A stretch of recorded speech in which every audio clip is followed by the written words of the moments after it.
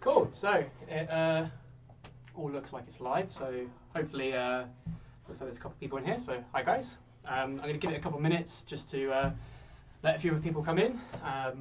So I'm just going to play a bit of drums for a bit, and then we'll get straight into things. If you want to just, I don't know who's here, so if you just pop in the chat, either on, I'm not sure who's watching here on Twitch or live or on YouTube. So just pop in the chat who you are, just so I know who's here, and we'll get into some questions and bits in a bit.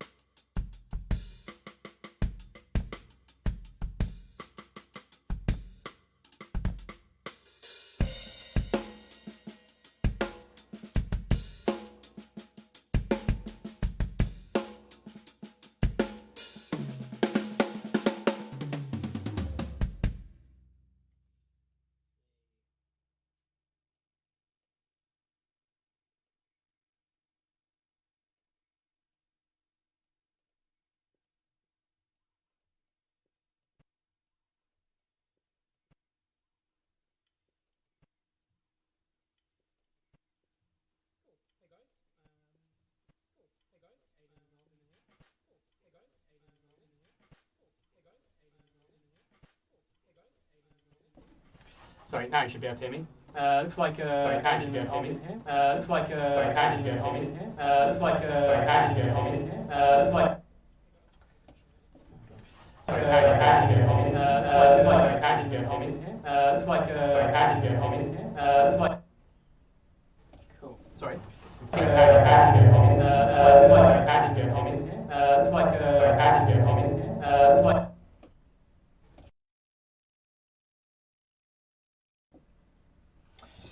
bear with technical difficulties, as always. First time for everything. Sorry.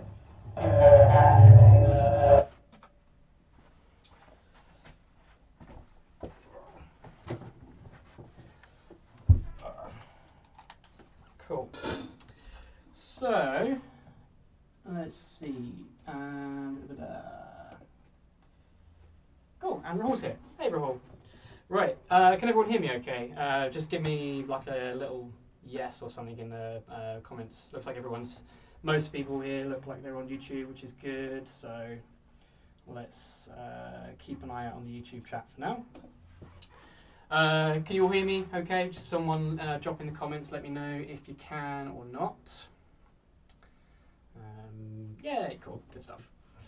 Cool. Let's get this up here. Cool, so what is this thing about? Well, I've spoken to most of you about this so far, so hopefully you will get a pretty good idea.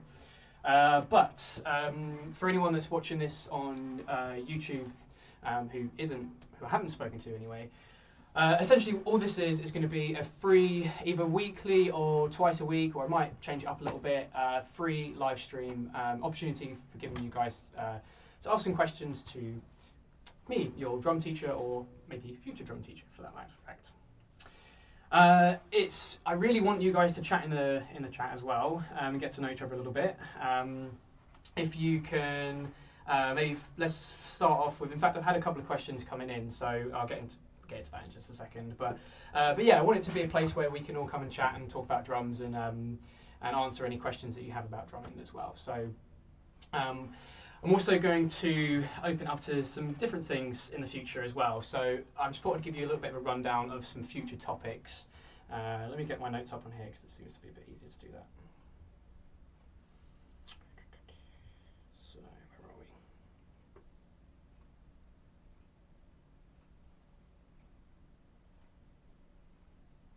Cool, so let's leave this up here so I can see you guys chatting away. Cool, so a couple of little things that I thought might be quite interesting to do as a live stream. Obviously, some stuff we can't do during the drum lessons. So, for example, with gigs coming back very soon, I'm going to be reheading my drum kit. So I thought I might live stream that at some point. I've had a couple of questions about tuning kits and things already, so I thought it might be a really interesting thing to talk about tuning the kit and watch me rehead a whole drum kit. If you're really interested to see that, it's probably going to be a good hour or 2 hour live stream. So you can watch it on playback at twice speed and have some fun watching me do that way if you like. A couple other things as well. I thought we'd talk about things like practice techniques, going into practice routines. I had a question about practice routine, which we may get into another time. Also, we want to go through things like music theory as well. So we talk about that in lesson quite a bit anyway, but I know that some people are really interested in learning a bit more about harmony as well. So we'll be going through things like music theory. I'm thinking of potentially doing like a drum cover a month or something like that. So we'll be coming in and we'll do like a drum cover at different stages. So no matter what level you're at, you can come in and we can learn a song together a month. And we can show you at different stages as well. So potentially some things with that.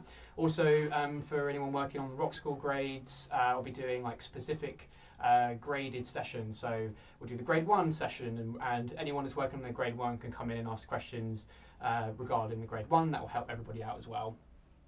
Then a few other things, I want to do things like kit setup and kit maintenance, so I can kind of take you around the kit and show you, you know, maybe how to clean your cymbals properly or how to set up a snare drum stand properly. Because again, it's all stuff we can do in lesson, but I think it will be a bit more fun watching it from this side and sort of seeing how I move things about and how I position things behind the kit as well.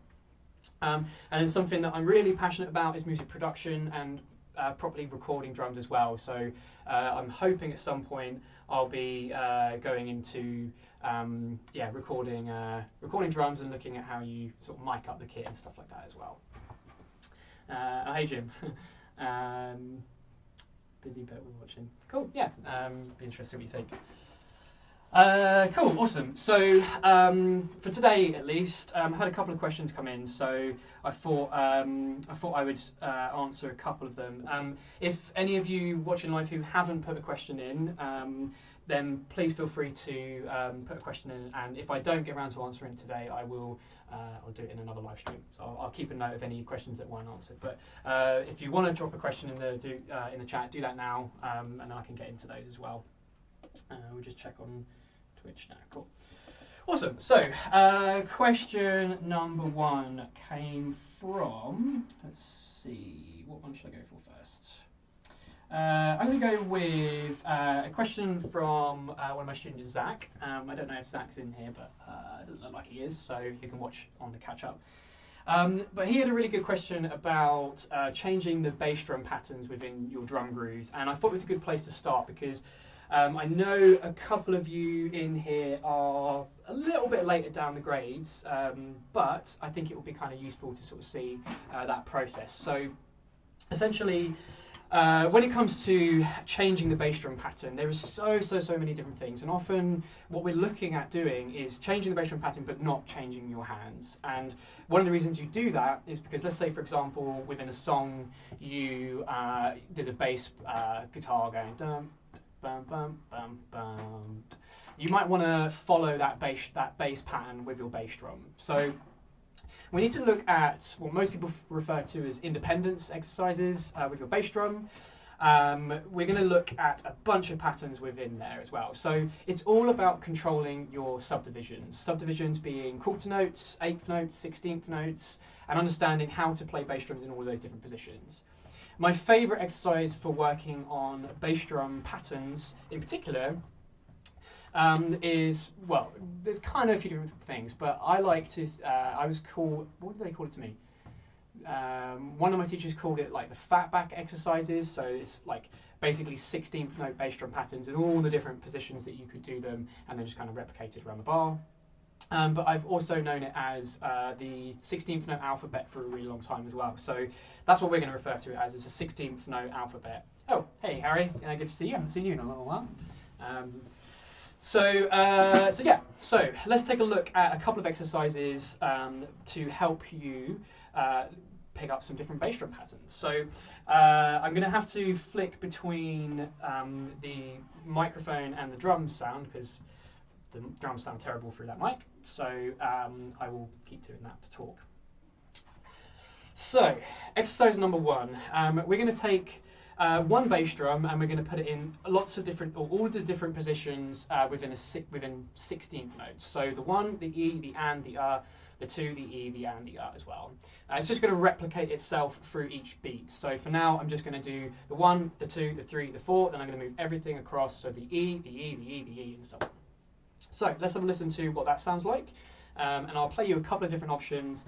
I'm going to skip through the whole thing, but this process of using lots of different 16th note patterns is going to help you with your independence, but it's also going to help you with your musicality and give you loads and loads of different groove options. So I'll shout out because hopefully you'll be able to hear me through these microphones. But yeah, here we go.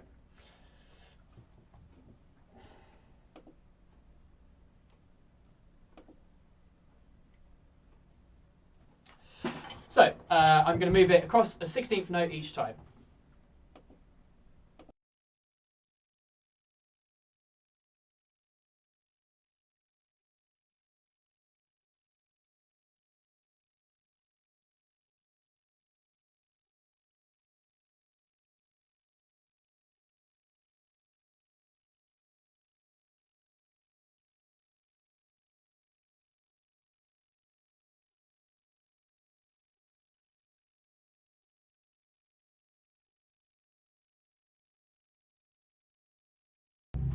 So that's all the positions that you could have with one bass drum. So then we do the same thing, but with two bass drums. And there's lots of different combinations with two bass drums.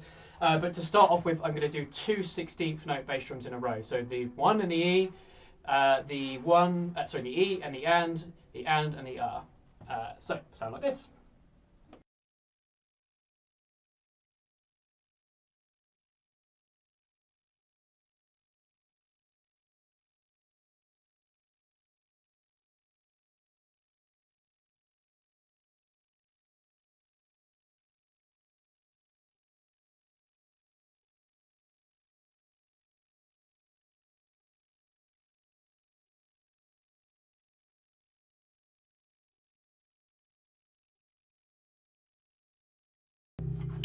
Cool. And so on. So the whole point of that exercise, oh, you can't hear the drums. Damn. Okay, hold on. Let's see. I'll have to do it all again. Damn. Okay. All right. I'll do it better this time. So sorry, I pressed the wrong mute button. So yeah. Okay, I'll say again. So the first exercise here is the 16th note bass drums going the one, the E, the and, the just one bass drum. So sound like this.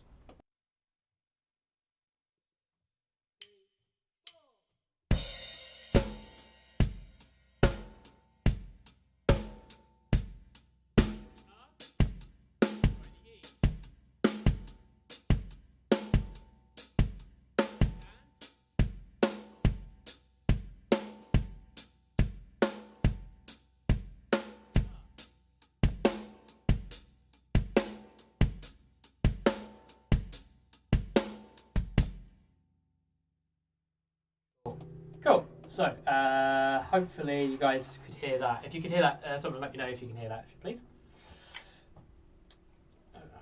Cool. So after that, then you do two 16th note bass drums. So as I said, the one and the E and the and the and then the and the number again. So here we go. Oh, hey Ginny, nice to see you.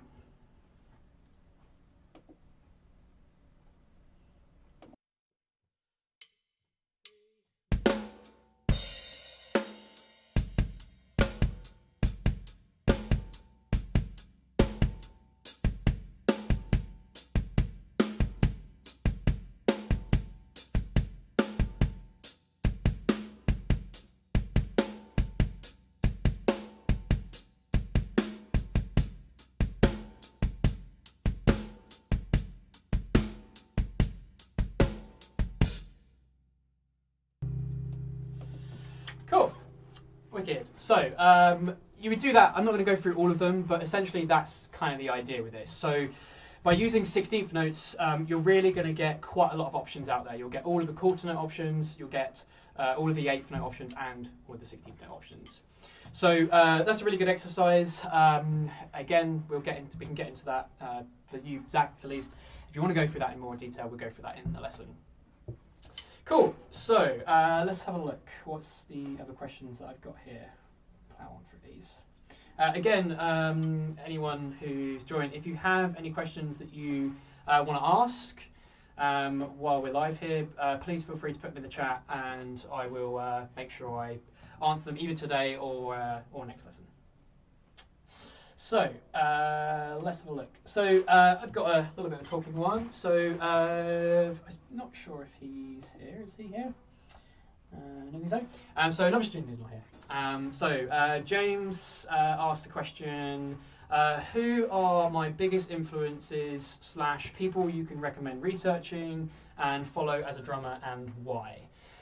So it's a really, really good question, and I feel like, for me at least, I had a couple of drummers growing up that I kind of really idolised.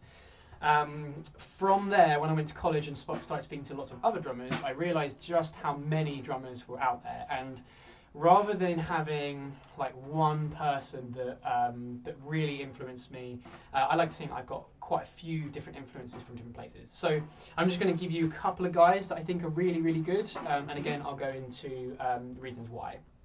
So the first drummer I'm going to recommend you go and listen to is a drummer called Jeff Porcaro. Jeff Porcaro was the drummer from a band called Toto. You might know the song Africa or Rosanna. If you don't, absolutely go check those out. And the thing that made Jeff so special to the drumming community was purely his groove and his feel. And you just can't take away how influential a good groove can be. And if you listen to any of the Toto songs, plus it was recorded in a time where there wasn't loads of editing and things, so it is probably one take most of the time, and yeah, it's just outstanding, his feel. So Jeff Porcaro is a great one for if you're looking for someone that can really influence the feel and your time playing, and he's got some really awesome little licks of drum fills in there, and everything is like very tasty and very, very well played. So definitely check out Jeff Porcaro's playing. For someone that's a little bit more, who was the other guy? Similar sort of realm, and for me this is a big influence, and it's a little bit different. Toto, kind of like 80s rock. The other drummer that I'm going to recommend is a drummer called David Garibaldi, drummer from Tower of Power. And James, you'll already know this, but any of you who are in the later grades, there's a song called Pop It in the Top, which is based around the band Tower of Power. And Tower of Power, as soon as I heard them when I was at college, I was absolutely hooked by the feel of the band, but also the complexity of some of the grooves that David Garibaldi was playing. I'll recommend you a particular song to go listen to as well. Go and listen to a song called Soul Vaccination.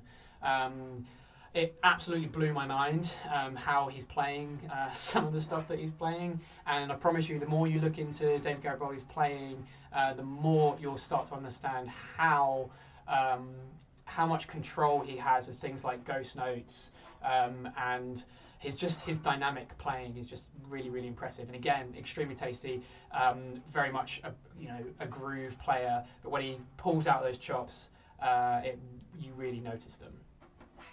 And then finally, a third drummer who I would recommend is a reasonably recent find of mine. And I can't remember how I found him, but I've been watching loads of his Instagram stuff, and he puts up quite a lot of playing of his like solos from his live shows. This guy called, I'm drawing a blank. Hold on, I don't remember his name. Jost Nickel, that's his name. Jostnikle,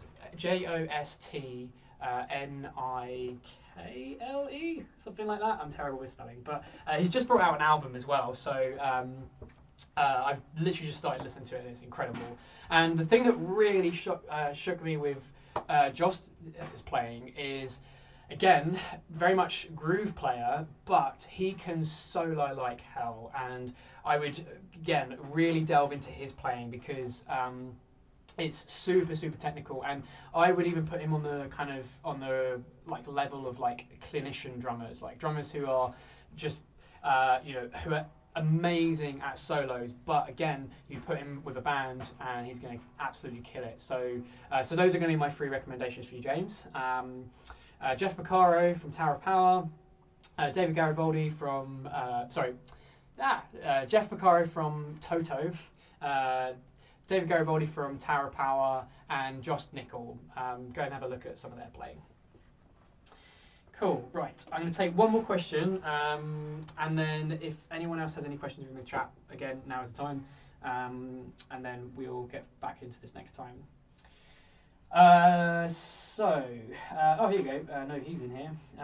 Cool, Rahul, I'm going to answer your question that you had. You told me about this the other day. Rahul asks, how do you make your drums sound better? Now, there are so many variables with drumming, which makes it really difficult to give you a short answer to this. But the point is, if you can understand how to change those variables, and if you understand what those variables are and how to improve them or how to listen for them, you can make a real big difference with your kit. Now, I know most of you are probably using electric kits, so this isn't going to be super relevant for you, but I promise if you get an acoustic kit, you're going to be like, why does this thing sound rubbish? Or how do I make this thing sound better?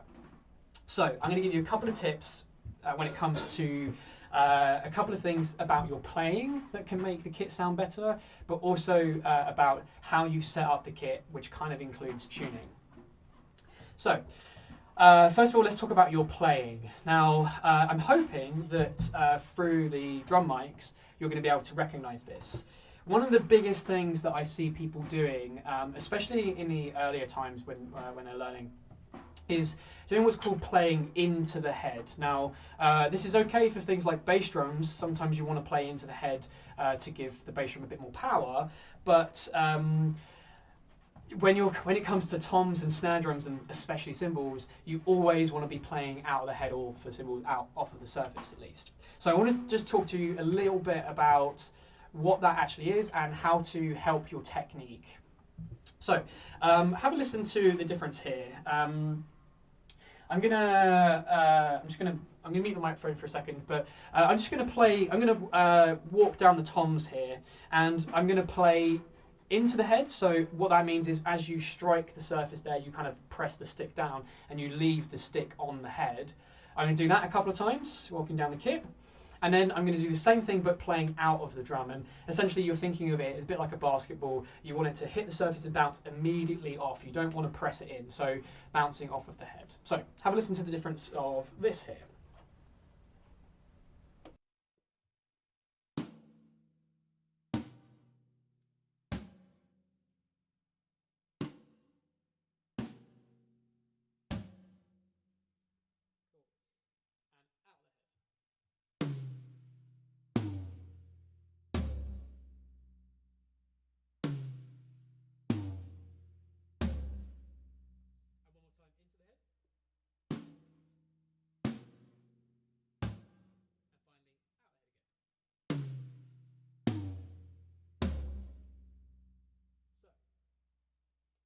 So hopefully you can hear there that, again, when I pressed into the head, especially with the toms, it just completely mutes them and takes all of that tone away. So you might find that one of the best ways to make your drums sound better is to adapt your playing. And when I'm talking about playing out the head, one of the easiest techniques you can, or one of the best things you can do for your technique to play out the head, is just be a lot looser. If you're tightening down on your grip and if you're pressing into the head, that is going to mute the surfaces or cause buzzing on the snare drum, for example.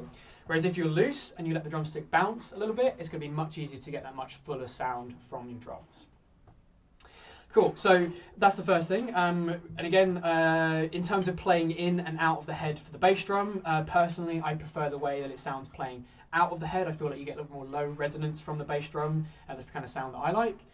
But you also get a lot of power when you play into the head, and you get a little bit more of a dead sound, which could be the kind of thing you're going for.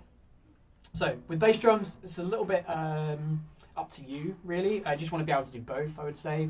But with toms, definitely playing out the head is going to make a massive difference. And with the snare drum, again, being relaxed and loose to let the drumstick bounce off, going to make a big difference. So then the final thing is thinking about tuning and head choice. And there's so many variables. When you think, let's just take a simple tom, for example. You've got your top head, your bottom head, you've got the shell itself, you've got the tension of both heads as well, and you've also got what's called dampening. So having something like these little kind of, I don't think you see them very well, but these little gel thingies to stop a little bit of that vibration. All those things are going to make a massive, massive difference to your overall sound on the kit. So a couple of tips when it comes to tuning drums, and I'm going to get into this in much, much more detail when I do like a rehead of the kit, and I can go through all the kind of boring geeky stuff then.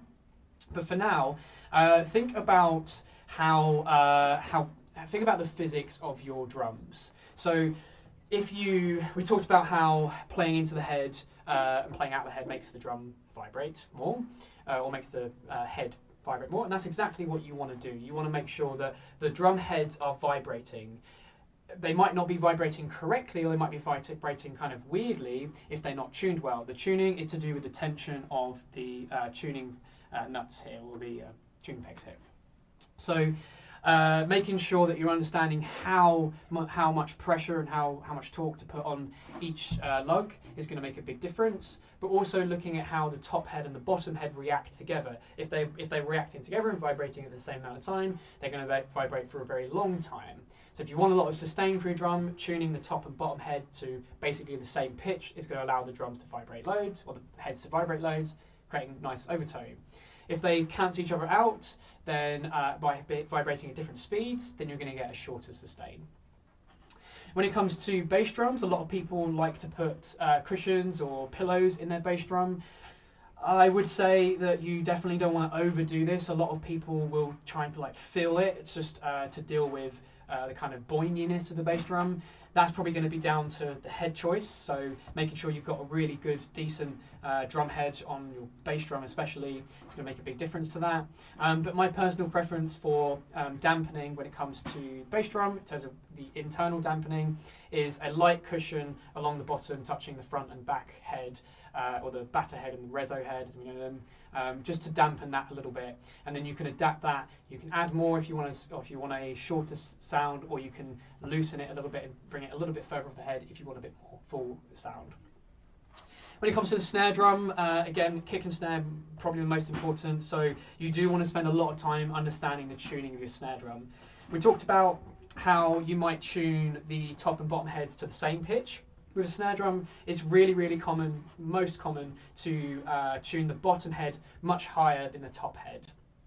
That's going to make sure that the wires along the bottom, the snare wires, are responding really well, and also create a nice kind of high cracking sound from the snare drum, which is quite desirable. You might also want to tune it low, which again, then you're going to use the relationship between the two and sort of drop those down a little bit more as well. But then again, dampening comes in a real big factor with the snare drum, and that's what I want to show you a little bit now. So at the moment, this drum head is all beat up. I need to, hence me doing the drum head change, I need to change it. So, but for now, it's a double ply head, and again, we can get into head choice further down the road. But double ply head are going to mean that they don't vibrate quite as much because there's two sort of layers of film, so they're going to vibrate a little bit less. So that helps cut the dampening down a little bit. And I don't have any other dampening on the top here, but what I am going to do is I'm going to take some of these gels. We know these as Moon Gels as a company, or these ones are called Slapclats. I just prefer the way they look, and they come in different sizes. It's really nice. So I'm just going to play the snare drum here, and I'm going to play it first of all with no dampening, and pay really close attention to the kind of ring of the drum. I'm going to play a lot of rim shots and stuff so you can really hear that ring. And then I'm going to stop, I'm going to add the dampening, and then you'll hear a different sound in there. I'll do the same thing with a drum groove so you can hear it in context as well. So, here we go.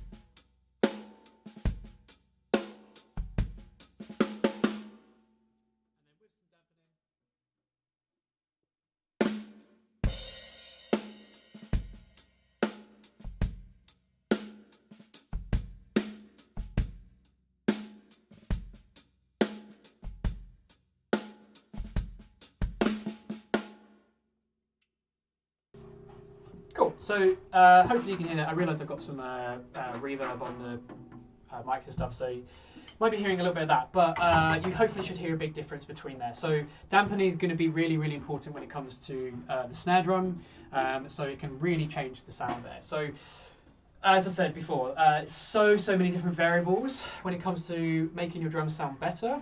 But in my opinion, if you have fairly decent drum heads on it, and you understand how to make sure that they are fairly tuned correctly, and you're not overdoing it with things like dampening in the bass drum, and you're maybe using dampening in the correct way with the snare drum, or the way that you kind of want the snare drum to sound at least, then that can make a big difference to your sound.